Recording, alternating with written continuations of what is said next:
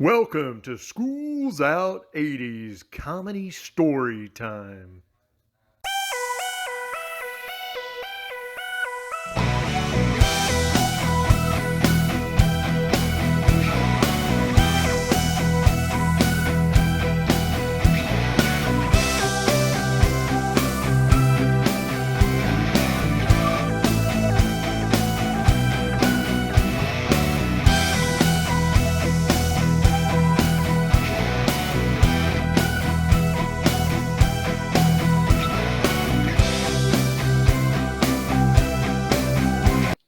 Hey everybody, welcome to School's Out 80s Comedy Story Time. Here I am back for the February School's Out 80s, John the Sales Warrior, coming to you all the way from Dallas, Texas.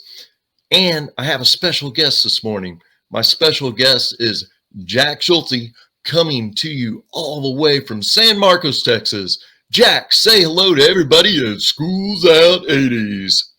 Howdy, everybody. It's Jack. Awesome, Jack. So Jack, I gotta ask. I mean, you're down in San Marcos. You grew up in the wonderful town of Wimberley. Awesome, Jack.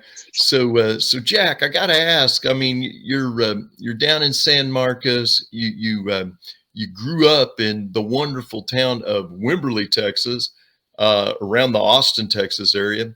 I gotta know, like, do you have a bit of like a Southern accent? Do you wear a cowboy hat? Do you got boots on right now? Talk to me. So I don't have much of an accent. I spent enough time going to the city and hanging out in all sorts of different areas of Central Texas. Yeah. I do have like a little bit of the Texas is definitely in me. I listen to Jerry Jeff Walker every once in a while, and Okay. I love old Texas country. But I would say I'm a pretty worldly dude for having grown up out in the middle of nowhere.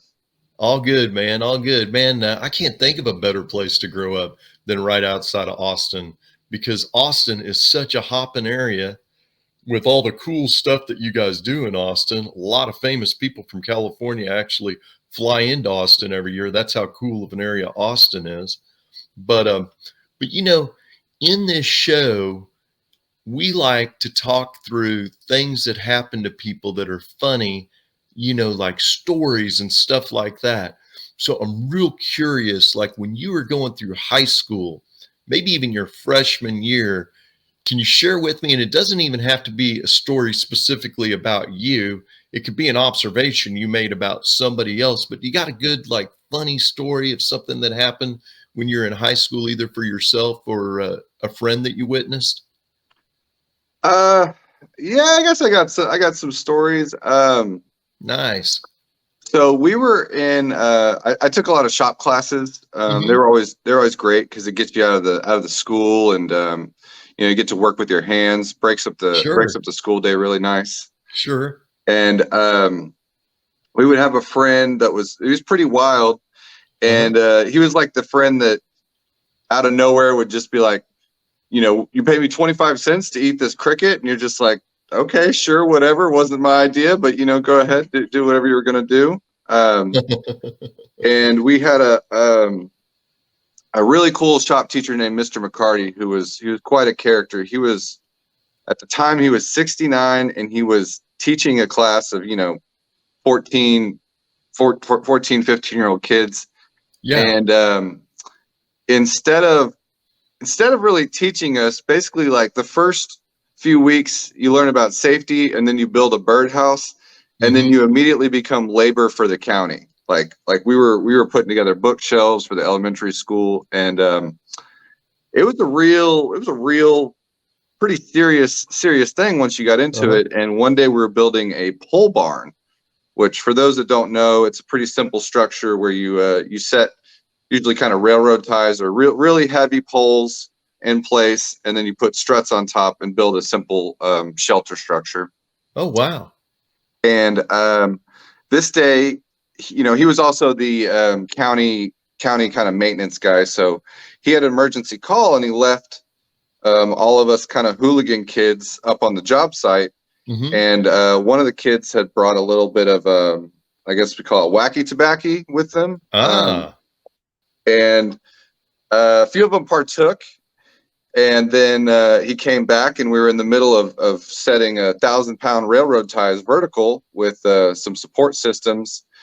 And everyone was kind of giggling a little bit. And the Mr. McCarty couldn't figure out what was going on. And he's just like, what is wrong with you guys? Like, we're building something. And right in the middle of it, my friend smashed his thumb with the hammer. He didn't break anything, but he hit his thumb. And instead of like reacting negatively, he just started laughing maniacally. And we basically had to like shut down for 5 minutes, and he couldn't figure out what was going on. But like the entire class was just like busting up in an actual riot. It was absolutely, it was a lot of fun. And it's funny. That happened to be the day they were taking school pictures. So there's actually a picture in our yearbook of like 6 or 7 of us just laughing for whatever reason while we're putting together this pole barn. Oh no, that's funny. I feel like, what was your teacher's name? Mr. McCarty. Okay, I feel like Mr. McCartney owed you guys some snacks. It was mid-morning, so we definitely had lunch afterwards, which was nice. Oh my golly. You got to get some snacks if you're going to partake in the wacky tobacco. It's not going to go well if you don't have snacks. That's funny. So take me back to the cricket thing. So some kid would just eat a cricket? I mean, he was an odd kid, and he would he wasn't bullied. He would volunteer to do just really weird things. And so it was either crickets or June bugs. And so maybe he just wanted the money, but he'd be like, if you give me $1, I'll do a June bug. And everyone just kind of like, well, we got nothing else going on. Like, okay, we'll give you $1 if you eat a June bug. But it was always his idea, and it was he always seemed a little too eager to do that. But man, that's hilarious. And my dog thinks it's funny too. Give me 1 second, Jack. My 2 dogs have to go in the backyard and fight for the next hour. So give me a second, because they wake up every morning and they wrestle. Absolutely. And, I don't want to get in the way of progress here. So stand by. I will be back shortly. And I might not even edit this, because it's kind of funny that my dogs fight for about an hour every day, and then they kiss each other because they love each other that much. Come on, girls. Nice.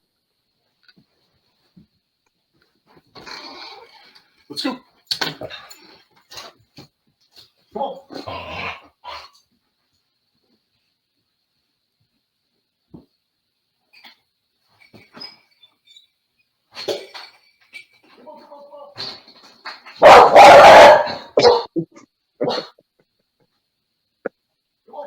Like, hurry up. I want out. The door's open. Go.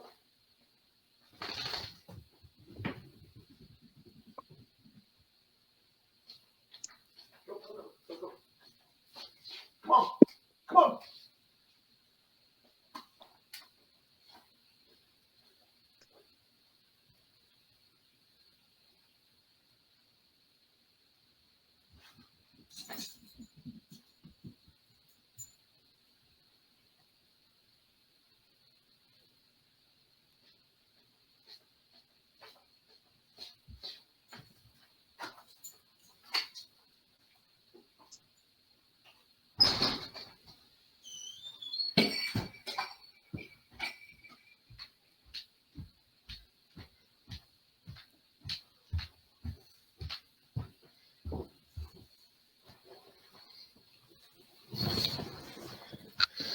Well, 2 pieces of bread met their death, but the dogs are outside successfully in battle royale. Oh, fantastic. Let the rumble begin. Okay, so some kid will eat crickets for money. Yeah, it's just kind of one of his things. But I mean, it was a small town Texas. There's a lot of interesting stuff. Yeah. I had another history teacher that they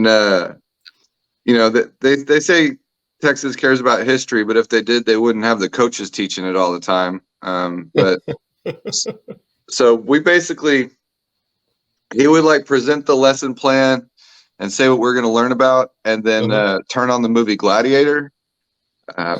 And we would just watch Gladiator over and over. Like whether we were learning about Rome or whether we were learning about China, it was always Gladiator. But we spent a lot of time just watching that movie. That's funny, man. That's really funny. Our head football coach, they didn't let him teach. He didn't get to teach anything. Our head football coach, what he would do is if one of the teachers was sick or just, they came in the morning and had a family emergency, our head football coach would come in and hand out whatever he needed to hand out. This was the day of paper, no iPads or anything. Here's a worksheet or whatever in English, geometry, whatever it was. He'd just hand out a worksheet, and then he'd get out his playbook and he would strategize for Friday night's game. Nice. Like he wasn't focused on class. He wasn't going to lecture. And he was an old football coach.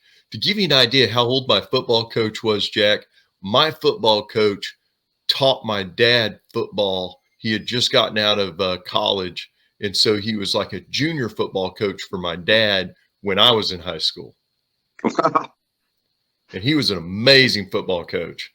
But you think he's still there at like 95? You think he's still there coaching at like 105 right now? No, he passed away. But one of his sons went pro and is in the NFL. Nice. As a coach. You know what NFL team? Coach. I know, it's pretty wild. I'd have to look it up, like what team he coaches. But a lot of funny things about my coach. But we're here to talk about you. So the guy that eats crickets, man, do you still keep in contact with him? Occasionally Okay. I'll talk to him. He's a pretty busy guy these days. He's no longer eating crickets. Yeah, that's what I was wondering. Like if it escalated, like, he was eating crickets and now maybe chewing on frogs. No, he's pretty mature. He's actually, what's ironic is, like, I know he sounds silly, but he was one of the smartest people I know. Okay. Just a little out there. Okay. Well, so here's something, since we talked about Wacky Topacky, that I thought you might find interesting, which is pretty darn funny. So Steve-O from the Jackass series? Yes, absolutely. Okay. So Steve-O always has all these creative ideas, and they always involve his body. If he has a creative idea, it involves somehow his body. And two, back in the day for Steve-O, it also involved drugs. So he thought to himself, if I'm going to get on a plane and go from the United States to Europe, once I get there, I would love to have a joint to smoke. However, if I carry it on my person, the likelihood that somebody finds it is pretty high. So, and I guess he wanted to get high. But anyway, so he decides to take a joint, put it in a little plastic baggie, swallow it, fly the plane. The next day when he's doing his business, boom, there's his joint. Nice. It's butt buds. So yeah. I guess that's the butt of the joke, but it is funny, and it's also something that I would never even consider. Like what kind of brain sits there and thinks about stuff like that? Like, I don't know. I don't know. I do. I am a big fan. I do like Steve-O. It's funny now that he's very, very sober and still doing his act. It's kind of a interesting parallel of like he wanted to be entertaining and he thought he needed to get all messed up, and now that he's done all these things, he realizes like he can just be silly. He doesn't have to be too crazy. Right. Well, and the more you learn about Steve-O, he's actually like super intelligent. Even his dad will admit that. I read his book, it was either last year or the year before, just because I was bored. But something else about Steve-O is he was a clown in Ringling and Brothers circus, and is considered a professional aerobatic clown. Oh, cool. Yeah, I mean, it's hard to be a clown in Barnum and Bailey Circus. You have to interview for it. Very few people are chosen. So Steve-O is a chosen one. Nice. It's amazing that dude's alive. Okay, so in high school, so you guys had your little gatherings and things like that. So I love asking this question. So I imagine there was some experimentation with alcohol when you guys were in high school. People were playing music, and it was all just a very chaotic scene. And it was fun until a guy ran, and this will actually work out with the Steve-O thing. So a guy ran and jumped off the couch and into the ceiling fan that was spinning on purpose, and Oh it crashed the ceiling my fan. God. And it was very intense, and no one was physically injured, but it kind of threw off the night a little bit for everybody. I don't think everyone was expecting that. And so they ended up Oh my God. taking him outside and throwing him in the back of the truck and telling him, like, this is your fortress. You can't leave your fortress until the morning to try and kind of keep him from ruining the party. So, like, for the rest of the night, Uh-huh. every once in a while you go outside and check on him and just make sure he's still doing good. But he didn't leave the truck bed for the entire night. And everyone else kept having a better time inside after that. Oh, that's funny.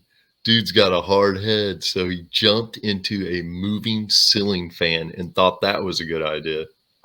Yeah, I think that used to be a bit on that TV show on MTV. So I think that's probably where he got it from. And kids, if you're listening, you're under the age of 21. Don't try any of this at home. It's very dangerous and possibly very bad for your health and could cause immediate death. Absolutely, and possibly opening your eyes to the world itself. And you might not remember either. You know, this is interesting because I love it when a story somebody tells on the show, Jack, reminds me of something funny that happened to me. And I haven't asked you yet, though. Did you take some college courses? Yeah, I actually have a bachelor's in business administration and was a accountant for about 8 years. Oh, wow. So did you say you have a bachelor's in business administration? Yep. Okay. Well, this really doesn't have anything to do with your degree, but so when I was in college, similar thing, the ceiling fan was going. People, for whatever reason, were feeling really good on very low cost beverages. I'll just say that right now. Like, we're talking a case of beer, some of the worst beer ever, about $7 a case, I think. And if you let it get hot, it was the most horrendous thing ever. But the ceiling fan portion of my story has to do with, we're all hanging out, we're listening to some tunes, and I don't know why, but somebody goes to the refrigerator in our little house we were staying in college and decides to get out the uncooked biscuits. Like what in somebody's head goes, let's go in the refrigerator right now and go get some uncooked biscuits. And so maybe it was me.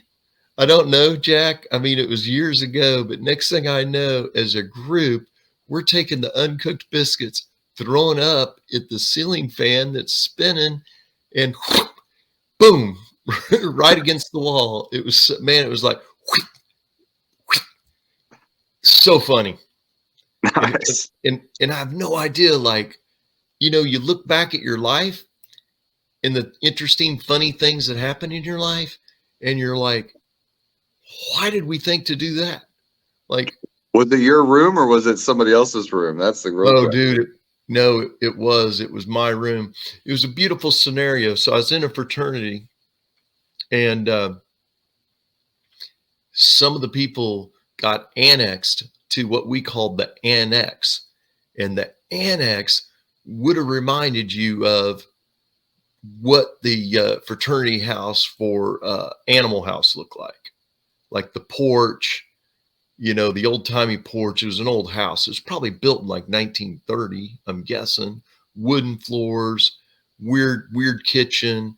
My room had an entry room that was like, and then the door to my room led to the bedrooms, but the little entry room had a ceiling fan and two couches, and that's it. And man, you couldn't ask for a better college setup. You got your party room and you got your bedroom, and adjacent to that was the bathroom, and then the showers were downstairs. But it was awesome. I only had it for a semester, and then they made me move into the main fraternity house. But the flying biscuit story, it's a good one. Yeah, you Maybe should have that's changed the related, name of Jack. it to the entry should have been called the biscuit room. There you go. I know so for whatever reason, somebody got the idea that, oh, well, if we're going to throw biscuits in the ceiling fan, maybe it's a good idea to throw beer bottles at the wall. Now, I'm just going to tell you, throwing glass beer bottles at the wall when a lot of times college kids walk around either bare feet or in flip flops, not a good idea. No, that sounds a little dangerous. That sounds worse than a broken ceiling fan. Yes, I like your story though. Okay, so let's go to college now with you. So we got you in college, and where'd you go to college, Jack? Texas State, formerly known as Southwest Texas. Where's that located? San Marcos. Yeah, okay, gotcha. Southwest Texas State and San Marcos. I'm clocking with you. Okay, so you're there, and any funny stories that you can think of back in the day in? I worked at a restaurant out in the country, and because of that, most of the times when we were shutting down the restaurant on a Friday or Saturday, we couldn't actually get in town by the time the bars were still open. Yeah. And so we usually ended up partying at someone's house or apartment.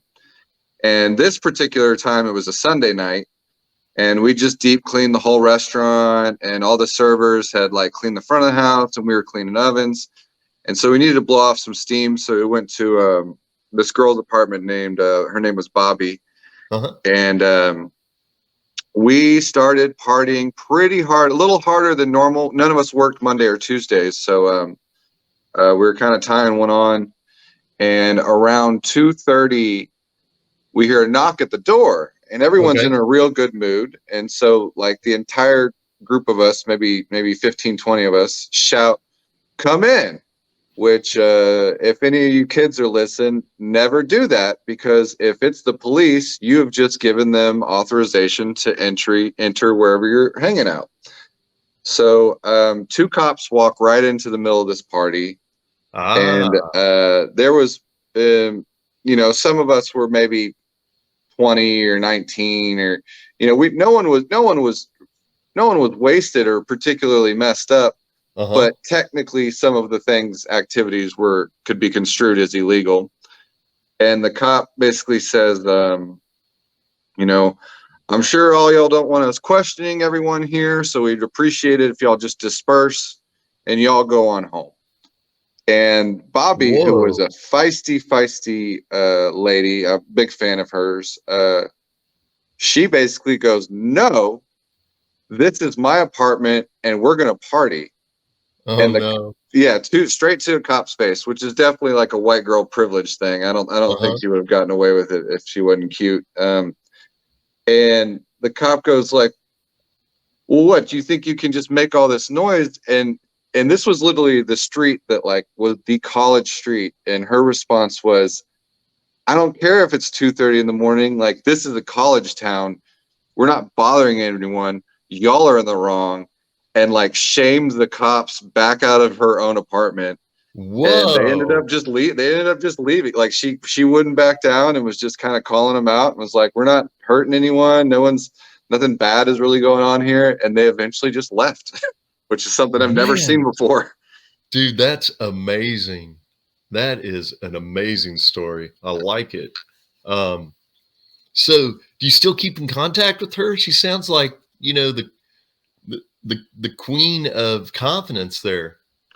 Her and a couple of the other servers, they actually all moved north. I think they live in maybe Colorado now. So like I see her on social media, but we don't hang out anymore.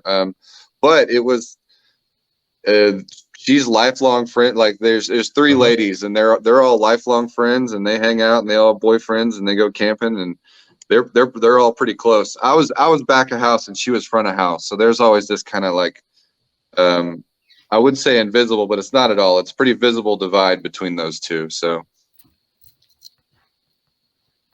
Downstairs. I'm recording. Okay, that's awesome, man. So she crossed over the border of Colorado. It sounds like seeking legalization. Okay, so I got a story that kind of parlays off your story. So when I was graduating high school, it was in the 80s. So it was all about fake IDs and attitude. And absolutely. and so we're staying at this motel, kind of a low end motel with a huge swimming pool. And every day, me and all my high school buddies, which included both guys and gals, would all throw in our graduation money, and then a couple of us would head to the beer store, and dude, we would come back with like 10 or 12 cases of beer. It was not a small event, and we get the great idea to be drinking in front of all these parents in the swimming pool, and nobody calls us out. There's no problems at all. The motel staff doesn't come down and say, "Hey, you can't do that." Blah blah blah blah. But then one night, we're all hanging out in one of the rooms, like all of us. There's about 15 of us hanging out in one of the rooms, and for whatever reason, somebody said, like one of the girls said, "I need a margarita." And so myself and my buddy Joe go down to get her a margarita. Before we go, though, Joe's like, "Hey, somebody throw us a fake ID. Neither of us have a fake ID."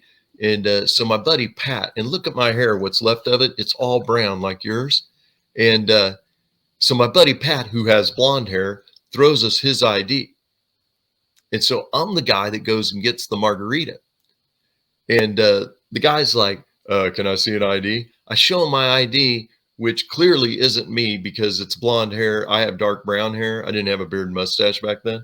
And the guy's like, "Yeah, sure." It was cheap. It was like $4 back in the day. Margaritas weren't expensive in the 80s. And so we're going back. We're all excited. We got the margaritas. So we go in and whatever. And we're all hanging out. We got cases of beer, literally cases of beer. And there's no place to, like, our beer is in the bathtub. So we have beer in ice in the bathtub and cases of it in the little kitchenette thing in the little hotel motel room or whatever. Mhm. And then, Jack, we get the knock, knock, knock, knock, knock, knock. It's a security dude. And he's like, "Can such and so please come outside?" And so my buddy, who has blonde hair, comes outside and he's like, "Did you just order a margarita?" And he's like, "I guess they wrote the name down. I don't know." And he goes, "No." And he goes, "Well, which one of you guys just ordered a margarita?" And I'm like, "I did." And he's like, "Come here." And so then me and my buddy are there, and he's like, "You guys can't do this. You're underage. You're drinking. Blah blah blah." And he was a security guard. And so he takes us in the bathroom. My buddy, I can't say his name. He doesn't like his name on this kind of a broadcast, and makes us pour out like all of our beer. Like we're pouring out, like, I mean, 2-3 cases of beer, and we're crying in there. We're like 18, 19 years old. We're shedding tears watching our beer go down the drain, our hard-earned money from That's your graduation go stash. down the drain. And he's in the other room giving a heart-to-heart to all our friends about the evils of drinking. And so my buddy and I, I'll call him Jack, you're in the story, Jack. And so Jack and I are sitting there, and we just can't take it anymore. And so as we're pouring it out, we put it in our mouth. So we're drinking half, pouring out half, drinking half, pouring out half. And then my buddy Jack belches. And then the security guy's like, "Hey, what the hell's going on in there?" And dude, it was so funny. But to make a long story a little shorter, um, the guy finally settled down and didn't make us pour out the rest of our beer. He was like feeling really bad that we were pouring out all this beer, and technically he wasn't a cop. So he ended up just kind of like folding on us, though we didn't posture him like your female friend did back in the day. But ultimately he cried uncle and let us drink our beer and hang out. He was just like, "Hey, be quiet. I can't have you guys, being I can't have the other guests reporting you again." Absolutely. A lot of times they just want you to be quiet. I mean, that's the net Yeah. is if you're not disturbing other people and no one's wasted or sick or anything, then you're not hurting anybody. But I'm surprised I was waiting for you to say he knocked on the door and was like, "Hey, you got any extra beer?" That's what I was thinking was Oh, that's coming. happened to me. So Jack, man, you were kind of telling me before we even started today that you had some funny outings or whatever. I think you mentioned one of them happened on the water. Tell us about that. Yeah, so one of the great things about Wimberley is there's a natural spring that feeds several creeks, and there's also the Blanco River. And I had a buddy who had a canoe, and we weren't particularly experts at this canoe, but we wanted to take it out one day and really kind of, what you do is you take two trucks and you park one at the top of the river and one at a good outing, and you start down, you float down from one truck to the other. Well, the three of us were kind of pushing the weight limit on this thing, and we thank goodness it was before all of the remote keys. But we all loaded this thing up, and we get in the water, and we did like a little safety check. We kind of like rode around an area that was real shallow and very still, and made sure we could handle it. And we got our confidence together, and we started getting going. And the very first rapid we hit, my friend on the back starts to panic, and he was the biggest of us, and all it took was him slightly leaning right, and the whole canoe flipped over. And we're Oh my talking all God. the beer, all of our backpacks, Oh no. sunglasses, hats, party favors, everything straight into the creek. And this was literally 15 minutes into the beginning of our trip. We still had another 3 hours of river to traverse after that. Oh So we wow. spent probably an entire hour gathering all of our stuff. We didn't want to litter the river. We got all of our cans. We got everything that we had, and laid it out in the sun. And then one of the biggest priorities was getting that lighter dry. And so we spent a lot of time trying to figure out how to dry a lighter. But basically, it kind of ruined the whole trip. By the time we got going again, we were just ready to be done. But after that, I don't think we ever canoed again. I don't think we ever went back and tried to canoe again. That's funny. So you guys dumped the canoe like 15 minutes into the trip? First rapid we hit, just straight into the side, and I still don't really know how exactly it happened, because the other two of us, we were trying to counterweight it and keep it balanced, but it just flipped straight over. It's hard canoeing through rapids. So it was three of y'all in the canoe? Yeah. Okay. That is funny. Well, when you canoe, at least for me historically as an adult, you typically only get to drink half of every beer because you're drinking river. Because Oh if yeah. you're on a good river, the water is thrown into the air and getting in your can, unless you have a Yeti. But most of us aren't Yetiing it in the river. Kind of dangerous. But man, that is a good story. So how long was this canoe trip for? So it was a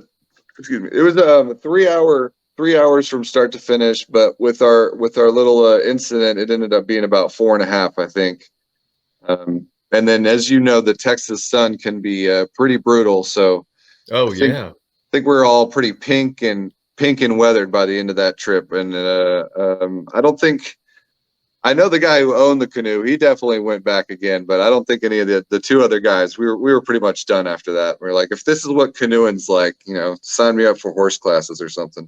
There you go, and start tubing. That's a good story, though, man. Thanks for sharing with us on that. Hey, Jack, this is the time in the show on Schools Out '80s where I want you to promote like what you're working on. I understand you have a podcast, you do stand-up comedy.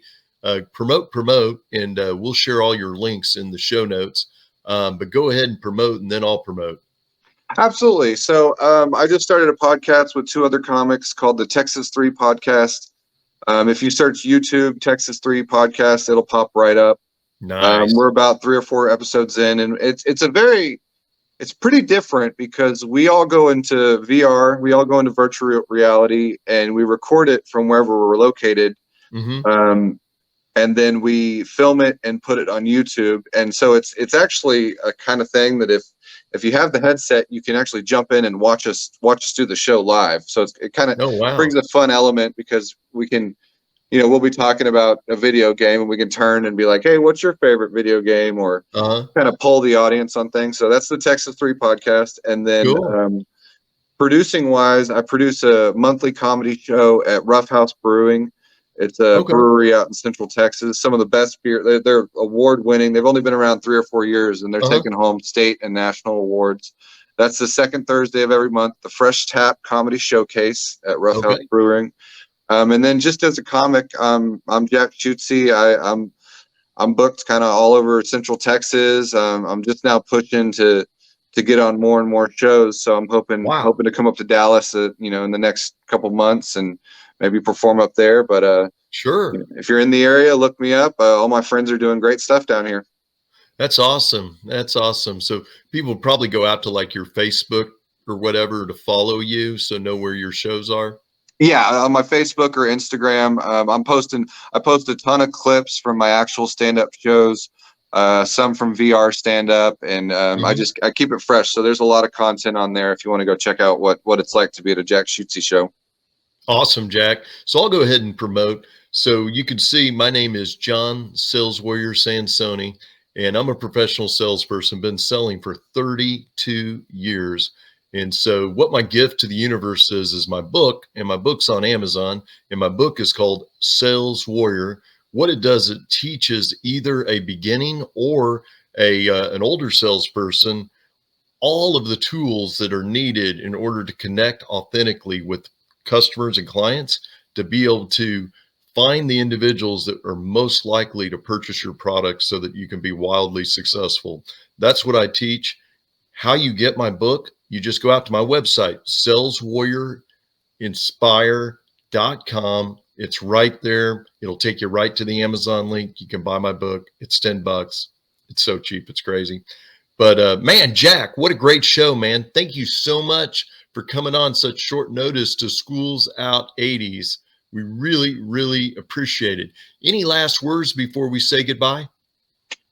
No, just if I had any advice for the world, just keep it light and keep it fun. Try and keep a positive attitude and always be moving forward. Awesome, Jack. Thanks a lot for being here from San Marcos, Texas, and from Dallas, Texas. Cheers, everybody.